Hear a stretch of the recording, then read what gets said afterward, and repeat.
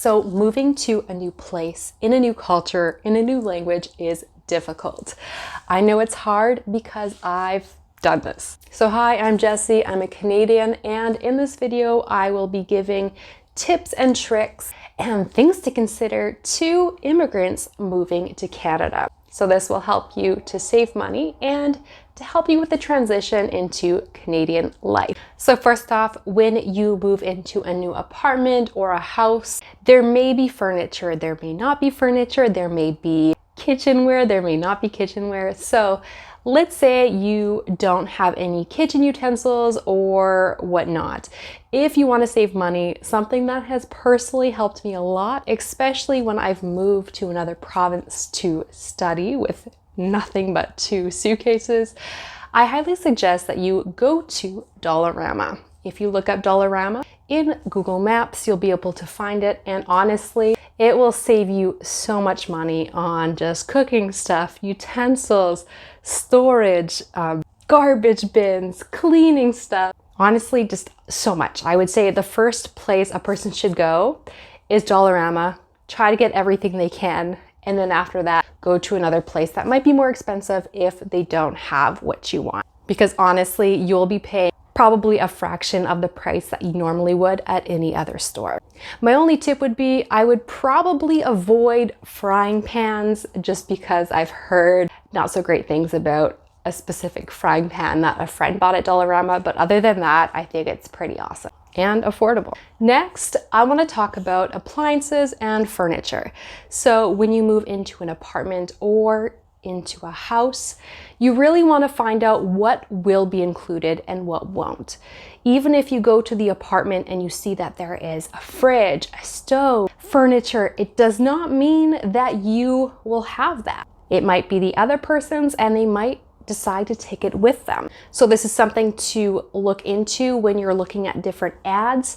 Is it fully furnished or is it semi-furnished? You really want to know what is included and what is not included. And sometimes, even if it's not included by the person renting the apartment, the person who was there before might want to get rid of their stuff anyways, so it does not hurt to ask. I know for myself personally, the last apartment that I moved into, the person who was there didn't really want their fridge anymore and other different pieces. So we asked them what don't they want, if we needed it, what kind of price would they be willing to sell it to us for.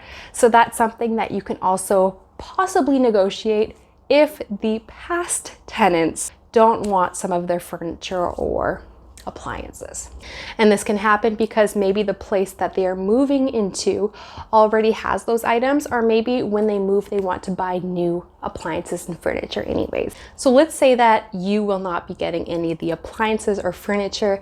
There are other options for you to buy these things without having to buy them new, because usually when you buy them new it's pretty expensive. Some options may include buying them used, so in different second-hand stores, as we call them, or thrift stores. Or sometimes people will be selling on Marketplace, so Facebook Marketplace. And sometimes if you really look on Facebook before you move to the city or while you are living there, some cities have different Facebook groups where people sell used things or even give them away. However, generally speaking, I do see that when people do have furniture to give, they will say to be picked up.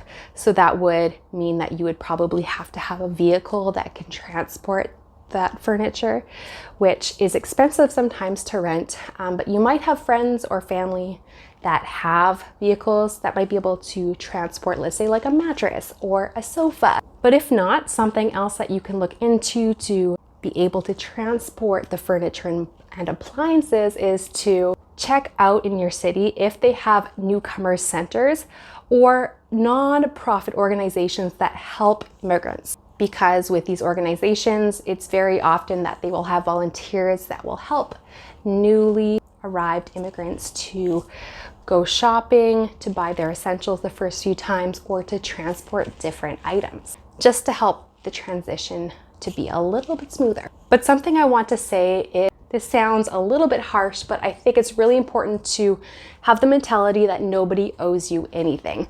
Just because sometimes I'll see people on these Facebook groups for free things and they will say, give me that, I want that. Or they will just be mad if they don't get what they want. So really be humble, be curious, be open. Know that if you don't ask, you will not know, but you may or may not get what you want. But it's worth trying to ask for things, and yeah.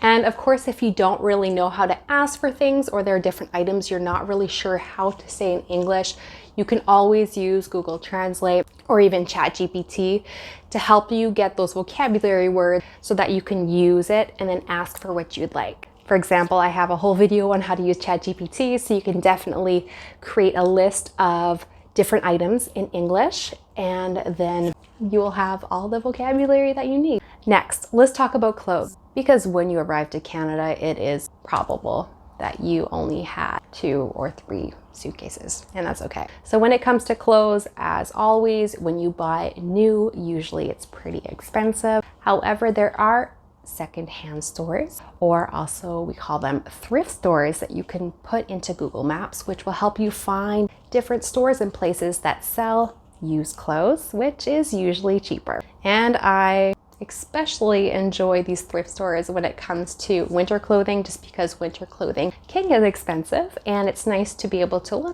see if you find something you like at a fraction of the price. Some common names that you will see in regards to thrift stores would be Salvation Army and Value Village.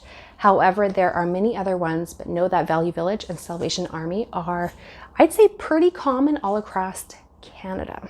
Next, I kind of want to warn you about banks. So in Canada, it is very often that bank accounts have monthly fees, and there are a lot of banks that offer really great deals to newcomers and immigrants in Canada. Or something I would like to caution you about is that a lot of the time when they give you deals for newcomers, it's really nice short term, but long term you might have accounts that are a lot more expensive later. So really think long term and ask really good questions, such as, after these first 3 months that are cheaper, or 6 months, how much will the account cost? Because it might actually be cheaper to do just regular bank accounts. So really think long term, because there's a lot of sneaky marketing strategies where they make you feel like you're getting a really good deal, but long term, it's not a really good deal. Same thing with cell phones and cell phone plans. Be careful about different companies that offer really great deals to newcomers and immigrants.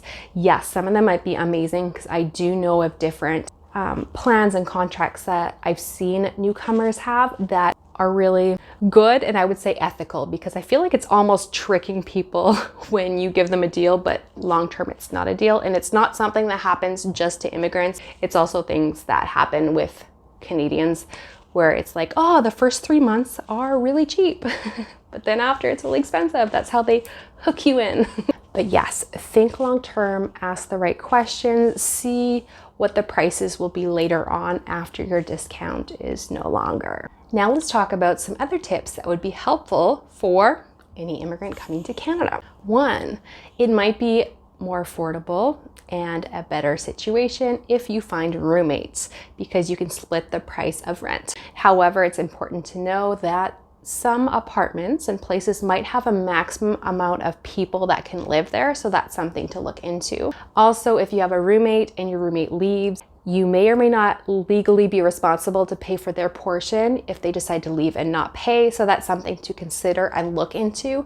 However, if both people are paying, generally it should be saving you money. In some places there are car sharing programs, so of course renting a car can be really expensive, buying a car as well.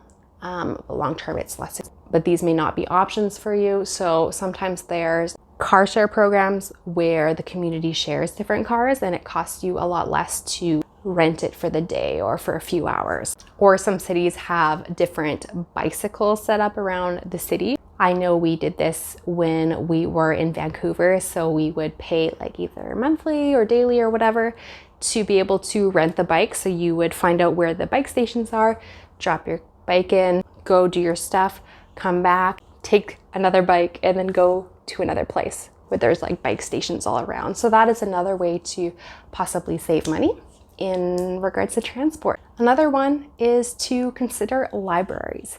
Libraries are a great place to get access to different books. This could be for yourself. This could also be for children. So instead of buying your children new books all the time, you could just go to the library, take out the book for a little bit, bring it back. Some of them will even rent out different toys and you can bring them back. There are different services and programs offered by many libraries, so you could check that out. And I think some libraries even offer different programs, such as like having access to like LinkedIn Learning. So if you're trying to build your employability skills, then you could use LinkedIn Learning with them rather than having to pay a hefty monthly fee. Also shopping according to deals. So looking at the flyers, so I guess kind of like the newspaper from each grocery store, you can see what's on sale where and plan accordingly to save money when it comes to food. Buying used, as I've mentioned, is really beneficial. Also try to identify just different free services in your city and your neighborhood. Like I mentioned, there are a lot of newcomer centers, which